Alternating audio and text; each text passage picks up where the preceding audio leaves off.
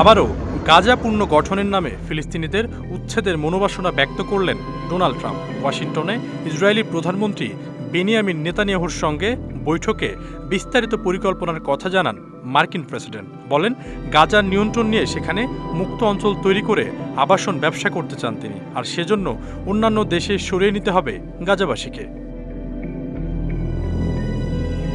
এমন পরিকল্পনাকে স্বাগত জানিয়ে ট্রাম্পকে ইসরায়েল ও ইহুদিদের অসাধারণ বন্ধু আখ্যা দেন নেতানিয়াহু। স্থানীয় সময় সোমবার হোয়াইট হাউসে ইসরায়েলের প্রধানমন্ত্রীর সঙ্গে বৈঠক করেন প্রেসিডেন্ট ডোনাল্ড ট্রাম্প। বৈঠকের পর সংবাদ সম্মেলনে এসব কথা জানান তারা।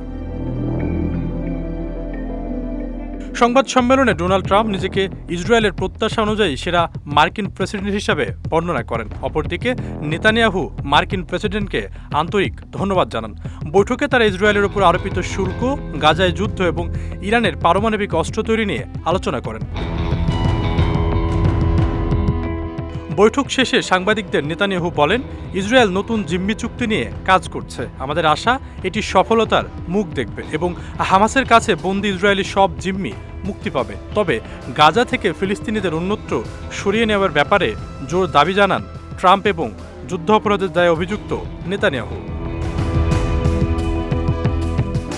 গাজায় দ্রুত যুদ্ধ বন্ধ হবে মন্তব্য করে সংবাদ সম্মেলনে ট্রাম্প বলেন, আমি গাজায় যুদ্ধ বন্ধ দেখতে চাই। আমি মনে করি একটি পর্যায়ে গিয়ে যুদ্ধ বন্ধ হবে। এই মুহূর্তে আমরা জিম্মিদের মুক্ত করার চেষ্টা করছি। এটি একটি দীর্ঘ প্রক্রিয়া, তবে এতটা দীর্ঘ হওয়া উচিত নয়।